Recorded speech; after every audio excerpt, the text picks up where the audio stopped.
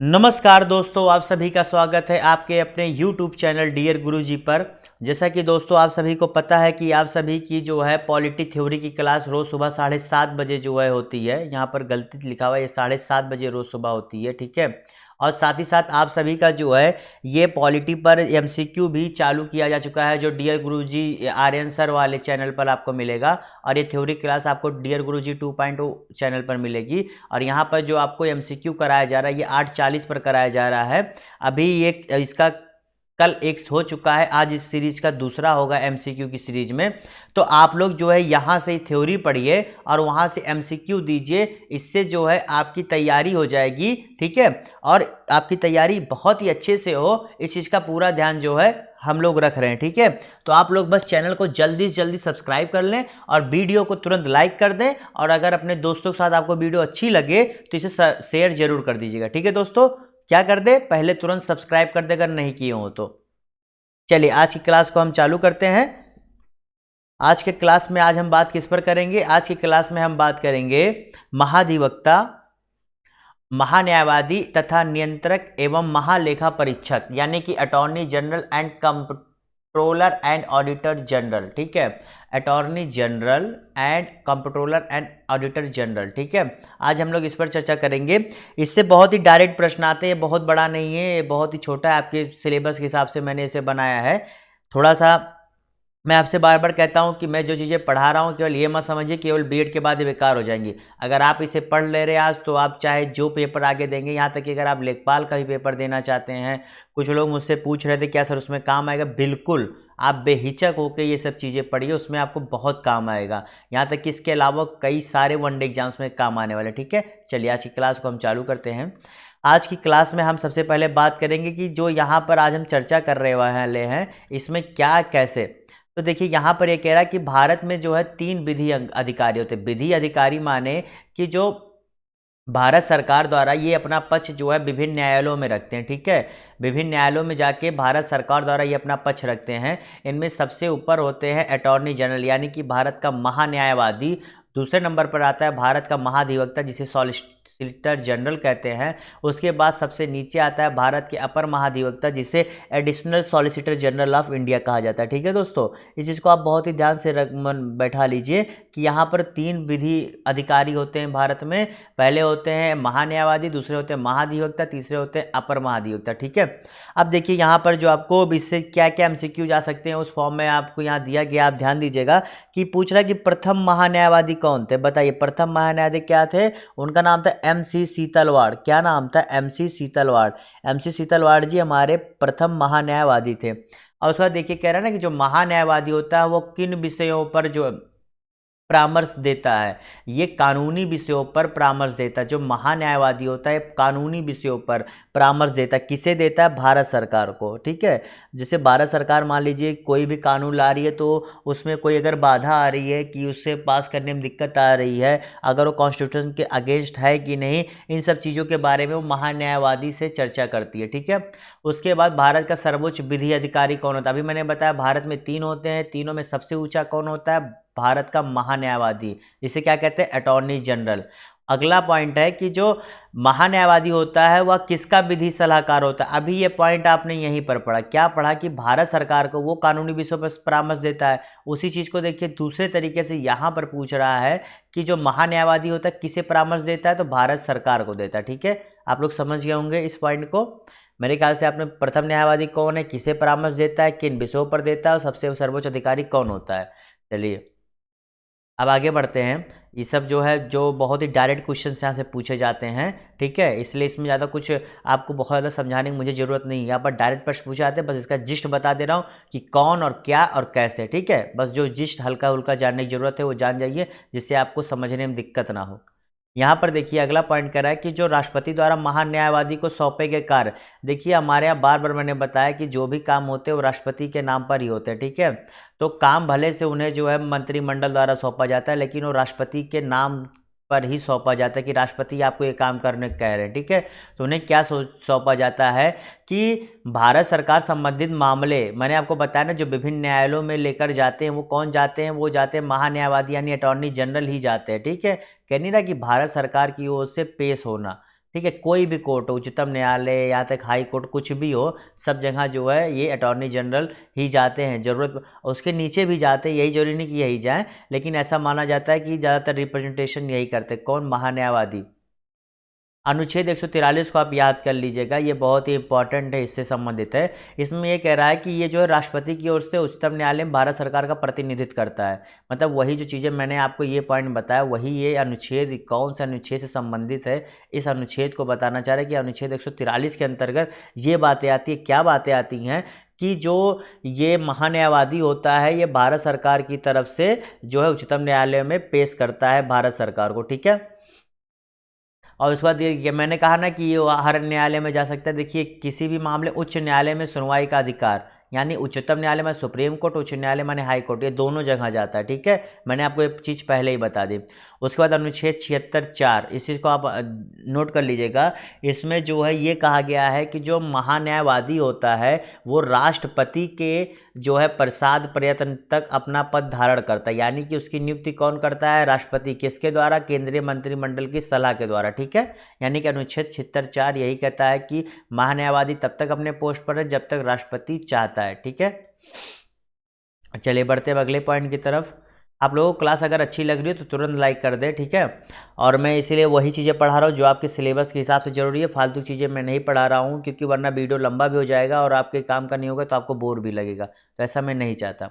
अगला पॉइंट कह रहा है कि जो है भारत के जो महान्यायवादी हैं वो दोनों सदनों में बोल सकते हैं, कार्रवाई में सम्मिलित हो सकते हैं, लेकिन वोट देने का अधिकार नहीं होता। देखिए क्या होता है, ऐसा माना जाता है कि जैसे जो मंत्री होते हैं, मंत्री क्या होते हैं, मंत्री को जो है जिस सदन में वो रिप्रेजेंट करते हैं वहाँ पर वोट देने का अधिकार रखते हैं, क्योंकि वो चुनकर आते हैं। लेकिन महान्यायवादी कोई चुनकर नहीं आते हैं, इन्हें नियुक्त किया जाता है राष्ट्रपति द्वारा मंत्रिमंडल की सलाह पर, जो विधिक कार्यों के लिए विधिक कार्यों के लिए अपना काम करते हैं। तो ये ऐसा ये कहा गया है कि ये संसद में भाग लेंगे और कार्रवाई में सम्मिलित होंगे। अगर कोई संसदीय कमेटी है तो उसमें भी भाग लेंगे, लेकिन अगर बात वोट की आती है, कोई बिल पास करना हुआ या किसी भी चीज़ में जहां वोट की बात आती है वहां पर इनका कोई महत्व नहीं रह जाता, यानी कि वहां पर ये जीरो हो जाते हैं, ठीक है। अन्य सब कार्यों में ये लगभग मंत्री के बराबर होते हैं, लेकिन जैसे वोट की बात आती है ये जीरो हो जाते हैं। मतलब एक सांसद बराबर भी इनकी हैसियत वहाँ नहीं रह जाती। इस चीज़ को आप ध्यान में रखिएगा कि वोट की बात आते ही ये जीरो हो जाते हैं, ठीक है। इस चीज़ को आप ऐसे याद करिए तो आप आसानी से याद कर पाएंगे, और ना कहेंगे ये वोट दे सकते, ये नहीं कर सकते। अगर आप ऐसे रटेंगे तो भूल जाएंगे। एक रिलेट करिए चीज़ों को कि वोट की बात आई, जीरो हाँ, ये वोट में जीरो, ऐसे करिए तो समझ गए। अगला पॉइंट कह रहा है कि जो सॉलिसिटर जनरल कौन होता है? महान्यायवादी का अधीनस्थ, यानी कि उससे नीचे आता है। अधीनस्थ माने क्या होता है? नीचे, यानी कि सबसे ऊंचे, मैंने आपको पहले बताया, सबसे ऊंचे पर अटॉर्नी जनरल, उसके नीचे सॉलिसिटर जनरल, उसके नीचे एडिशनल सॉलिसिटर जनरल, ठीक है। यहाँ देखिए वर्तमान में भारत के महान्यायाधीश यानी कि जो अटॉर्नी जनरल कौन है, वो है के वेणुगोपाल जी। के वेणुगोपाल जी इस समय हमारे जो है अटॉर्नी जनरल। इस चीज़ को नोट कर लीजिएगा, इंपॉर्टेंट है, आपसे पूछ सकता है। फिर अगला पॉइंट यहीं पर कह रहा है कि जो ये महान्यायवादी का जो पद है वो संविधान के 76 के अंतर्गत संवैधानिक पद है। देखिए आप जब थोड़ा सा मैं आपको बता दूं, संवैधानिक एक जो होता है जो हमारे संविधान में लिखा गया उसे संवैधानिक कहते हैं, और एक होता है जिसे जो है एक्ट द्वारा पास करके, ठीक है, एक पोस्ट क्रिएट किया जाता है, उसे स्टैट्यूटरी यानी कि वैधानिक पद कहते हैं। समझ रहे हैं? तो जो ये महान्यायवादी है ये हमारे जो है संविधान में संवैधानिक तरीके से मतलब शुरू से डाला गया, लेकिन जो ये सॉलिसिटर जनरल का पद है ये वैधानिक यानी कि एक्ट द्वारा इसमें डाला गया, ठीक है, तो इसे स्टैट्यूटरी कहते हैं। समझ गए आप लोग? चलिए, मतलब आपको मैं जिस्ट दे रहा हूँ कि कौन और क्या है, और इससे ज़्यादा आप अगर पढ़ेंगे तो आपके काम का नहीं है, फिर आप केवल परेशान होंगे, ठीक है। तो मैं जो जरूरी हो बता दिया कि संवैधानिक माने क्या, जो संविधान में हो मूल रूप से। वैधानिक माने जिसे एक्ट के द्वारा लाया जाए और जो है एक अपने कार्य का हिस्सा बनाया जाए, मतलब उसको एक मान्यता होती है। अगर बिना एक्ट के आएगा तो उसकी कोई मान्यता नहीं होगी, लेकिन अगर एक्ट के द्वारा आएगा तो उसकी मान्यता होती है और वो वैधानिक कहलाता है, संवैधानिक नहीं कहलाता, ठीक है। आप इस चीज़ का अंतर समझ गए कि एक्ट की जरूरत भी क्यों पड़ती है। उसका देखिए जो अब यहाँ पर हम लोग कैग की बात करेंगे। आपका महान लेखा निरीक्षक जो सॉलिसिटर जनरल अटॉर्नी जनरल खत्म है, अब यहाँ से हम लोग कैग के विषय पर चर्चा करेंगे, जो मैंने आपको पहले बताया कि आज हम दो चीज़ों पर चर्चा करने वाले हैं आप सभी से। तो देखिए जो भारत के प्रथम नियंत्रण एवं महालेखा परीक्षक कौन थे? श्री वी नरहरि राव जी हमारे प्रथम कैग के अध्यक्ष थे, ठीक है, पहले कैग थे। कैग माने क्या होता है, सॉलिसिटर एंड कंट्रोलर जनरल, ठीक है। उसके बाद दूसरा है कि राज्य सरकार को कानूनी विषयों पर कौन परामर्श देता है। देखिए एक तो मैंने आपको पहले ही बता दिया कि ये महाधिवक्ता जो होते हैं वो कानूनी विषयों पर राज्य सरकार को सलाह देते हैं। देखिए जो एडवोकेट जनरल, जिस तरह से केंद्र सरकार में महान्यायवादी होता है, उसी तरीके से राज्य सरकार में जो है ये पोस्ट होता है, जो होता है एडवोकेट जनरल, से महाधिवक्ता कहते हैं, ठीक है। मतलब केंद्र का अपना अलग होता है, राज्यों का अपना अलग होता है, काम लगभग दोनों का एक ही जैसा होता है, ठीक है, कि जो राज्य सरकार के द्वारा जो है प्रेजेंट किए जाएंगे और राज्य सरकार को कानून विषयों पर परामर्श भी देते हैं। आप समझ गए। उसके बाद देखिए जो संसद की लोक सेवा समिति होती है उसमें कौन उपस्थित रहता है, पब्लिक सर्विस जो कमेटी है उसमें कौन उपस्थित रहता है, तो कौन रहता है, भारत का नियंत्रण एवं महालेखक परीक्षक, यानी कि जो कैग का अधिकारी होता है वो जो है आपके पब्लिक सर्विस कमेटी में भी भाग लेता है, ठीक है, उपस्थित रहता है। इस चीज़ को आप अच्छे से जान लीजिएगा, ये इंपॉर्टेंट पॉइंट है, क्योंकि आप लोग इसमें बहुत कन्फ्यूजन हो जाएंगे, तो इसलिए इसको नोट कर लीजिएगा कहीं, जिससे आप भूले ना कि जो पब्लिक सर्विस कमेटी होती है उसमें जो है कौन भाग लेता है, उपस्थित रहता है, उसमें उपस्थित रहता है भारत का नियंत्रण एवं महालेखक परीक्षक, ठीक है। इसलिए मैंने इसको स्टार पॉइंट कर दिया, इसको आप ध्यान दीजिएगा। अब देखिए महालेखा परीक्षक के बारे में डॉक्टर BR अम्बेडकर जी ने बहुत ही अच्छी बात कही थी। ये आपसे डायरेक्ट प्रश्न पूछा जाता है कि इस कथन को किसने कहा था, उसमें ऐसे ही पूछा था इस कथन को किसने कहा था, तो इस कथन को डॉक्टर भीमराव अम्बेडकर जी ने ये कहा था कि जो नियंत्रक महालेखा परीक्षक भारतीय संविधान के अंतर्गत सर्व प्रमुख अधिकारी होगा, यह लोकतांत्रिक व्यवस्था में भारत सरकार के वित्तीय रक्षकों में से एक होगा। देखिए आप बात कह रहे हैं वित्तीय रक्षकों, माने कि जो हमारे यहाँ पे जितनी तरीके से वित्तीय काम होंगे उनमें वह रक्षा करेगा, मतलब कि वह सही तरीके से खर्चा हो रहा है कि नहीं संसद में, मतलब बिल पास करने के बाद, तो उस चीज़ों की जाँच करेगा। आप देखे होंगे जैसे जो है 2G घोटाला, ठीक है, ऐसे 2-3 घोटाले जो है, या फिर बोफोर्स घोटाला भी आप लोग पता नहीं जानते हैं कि नहीं, बहुत पहले का है। तो ये सब घोटाले का पर्दाफाश तभी हुआ था जब कैग ने अपनी रिपोर्ट पेश की थी, ठीक है। तो कैग मतलब वही काम करता है, जांच करता है कि सही खर्चे हुए हैं कि नहीं, ठीक है। इसलिए ये क्या है, वित्तीय रक्षकों में से एक है। अब देखिए इन वित्तीय रक्षकों में उच्चतम न्यायालय, निर्वाचन आयोग और संघ लोक सेवा आयोग सम्मिलित है। मतलब ये तो ये काम करता ही है, साथ ही साथ इन वित्तीय रक्षकों में उच्चतम न्यायालय भी आता है, निर्वाचन आयोग और संघ लोक सेवा आयोग, यानी कि आप जानते हैं UPSC निर्वाचन माने इलेक्शन कमीशन, उच्चतम न्यायालय माने सुप्रीम कोर्ट, ये तीनों भी आते हैं, ठीक है। इस चीज़ को आप ध्यान दीजिएगा। अगला पॉइंट है कि जो कैग का पद सृजन किया जाए किसके द्वारा। देखिए संवैधानिक पोस्ट है, अभी मैंने कहा ना संविधान द्वारा, यानी कि ये संवैधानिक कैग का पोस्ट जो है संवैधानिक पोस्ट है। और जो उसका जो कैग का परीक्षक होता है उसका कार्यकाल कितना होता है, उसका कार्यकाल 6 वर्ष का होता है, ठीक है। ये 6 वर्ष तक के लिए जो है अपने पोस्ट पर चयनित किया जाता है। उसके बाद कह रहा है कि जो महालेखा जो कैग का होता है उसका मार्गदर्शक होता है, मतलब यह किसका मार्गदर्शक करता है बताइए। मतलब कि एक अच्छी प्रश्न है कि आपसे ये भी डायरेक्ट पूछा सकता है, 20 स्टार में मार्क में कर देता हूँ कि आपसे पूछ सकता है कि जो कैग होता है वह किसका मार्गदर्शक करता है, तो वह करता है लोक लेखा समिति। लोक लेखा समिति बेसिकली ये होता है जो विभिन्न, जो आप जानेंगे धीरे धीरे, आपके सिलेबस की चीज़ नहीं है इसलिए आप डायरेक्ट जान लें, वरना बहुत बड़ा हो जाएगा। अगर मैं लोक लेखा समिति बताऊंगा तो इसमें कई चीज़ें आएंगी जो कि बेफालतू वीडियो लंबा कर देगा, आपकी सिलेबस की बिल्कुल ज़रूरत की चीज़ नहीं है, ठीक है। बस आप जान लीजिए कि लोक लेखा समिति का ये जो है मार्गदर्शक करता है। बेसिकली लोक लेखा समिति होती है जो विभिन्न भारत सरकार संबंधित जो विभिन्न PSUज होती हैं या उनसे संबंधित जो भी बोर्ड होते हैं उनका ये जो है लेखा करती है। लेखा माने क्या होता है, ऑडिट करती है, ठीक है। अगला पॉइंट ये कह रहा है कि जो भारत नियंत्रण एवं महालेखा परीक्षक वह लोक निधि का मुख्य अभिभावक है, यानी कि मुख्य अभिभावक माने क्या हो गया कि देख रेख करता है, चीफ गार्जियन। क्या है, चीफ गार्जियन है। अब गार्जियन तो आप लोग समझते ही होंगे ना कि आपके पिताजी हैं, आपकी देखभाल करते हैं, क्यों करते हैं कि कुछ गलत तो नहीं कर रहे हैं आप सही जगह जा रहे हैं कि नहीं, बस वैसे जान जाइए कि ये मुख्य अभिभावक यानी चीफ गार्जियन है, ठीक है।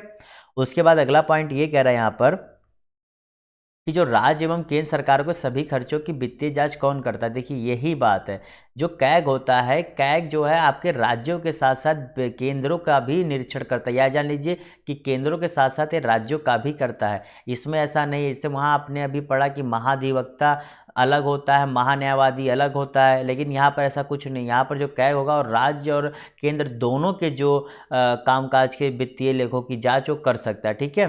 और ये भी देखिए जो इसको महादिव मतलब कैग में जो बैठे लोग होते हैं उनका जो पेंशन या भत्ता होता है वो भारत की संचित निधि पर जाता है, यानी कि जो कंसोलिडेशन फंड ऑफ इंडिया होता है उस पर जो है उसमें से जो है इनका पेंशन या भत्ता दिया जाता है, ठीक है। क्योंकि कंसोलिडेशन फंड से ही देने का फ़ायदा होता है, क्योंकि आप ये देखेंगे कि उसको जो है बाकायदे संसद में जो है पास कराकर जो है उससे पैसा दिया जाता है, तो इससे जो है उनको दिक्कत नहीं होता कि उनको उनकी तनख्वाह मिलनी है, इस चीज़ का उन्हें पूरा तरीके से आश्वासन होता है। अब थोड़ा जो ज़रूरी अनुच्छेद है उसको जान लेते हैं और आज की क्लास बस यहीं ख़त्म होने वाली है। और क्लास ख़त्म होने के साथ मैं आपको फिर बताऊँगा कि इसकी जो MCQ जो है पॉलिटी की चालू हो चुकी है, जो करीब 8:40 से 45 के बीच पे डियर गुरुजी चैनल पर होती है, ठीक है। आप लोग वहाँ आके MCQ दीजिए और यहाँ पर पढ़िए, इससे आप लोग का ये पूरी अच्छी तरीके से तैयार हो जाएगा, जिसके लिए मैं और आर्यन सर पूरी तरीके से मेहनत कर रहे हैं कि आप लोग का जो सरकारी सीट का सपना वो पूरा हो सके। देखिए आज की जो महत्वपूर्ण अनुच्छेद हैं जो कैग से संबंधित है उन पर आप ध्यान दे दीजिए, इनमें मात्र 4 हैं, ज़्यादा नहीं है। अनुच्छेद 148 जो है जो इनकी कैग की नियुक्ति और पद मुक्ति के बारे में चर्चा करता है कि इनकी नियुक्ति कैसी होगी और इन्हें हटाया कैसा जाएगा। और अनुच्छेद 149 जो इनके कार्य एवं शक्तियों के बारे में बात करता है कि इन्हें क्या क्या कार्य मिलेंगे और अपने कार्य के अंतर्गत ये किस हद तक जो है काम कर सकते हैं, ठीक है। फिर अनुच्छेद 150 जो है बात करता है, इसमें जो संघ और राज्यों के लेखा प्रारूपों के संबंध में राष्ट्रपति को सलाह, माने कि ये कहा जाता है इसमें इस अनुच्छेद के अंतर्गत 150 के अंतर्गत कि संघ और राज्यों में किस हिसाब से लेखा जो एक हिसाब से लेखा का काम किया जाए उसका प्रारूप कैसा हो उस बारे में राष्ट्रपति को सलाह देता है, ठीक है। तो आप समझ गए ना कि 150 जो है संघ और राज्य दोनों को सलाह देने से संबंध रखता है, ठीक है। 151 जो है ये अंक्षेपण प्रतिवेदन, माने ये अपनी रिपोर्ट, मतलब जो ये पूरा काम करता है कैग, ये अपनी एक रिपोर्ट बनाता है जिसे राष्ट्रपति को देता है और ज़रूरत पड़ने पर वो राज्यपाल को भी भेजा जाता है, ठीक है, अगर वो राज्यों का किया गया हो। आप समझ गए। आज की क्लास बस यहीं पर ख़त्म होती है। आप लोगों को क्लास कैसा लगा ज़रूर बताएं, ठीक है। और इसको ज़रूर से ज़रूर जो अपने दोस्तों के साथ शेयर करें और आप 1-2 बार देख लेंगे तो आपको बहुत ही आसानी इसके सारे प्रश्न हो जाएंगे, क्योंकि आपकी सिलेबस को ध्यान में रखकर ही मैंने ये पूरा वीडियो बनाया है, ठीक है। तो फिर हम आपसे मिलेंगे अभी कल फिर एक नए पॉइंट के साथ, तब तक के लिए गुड बाय, तब खैर।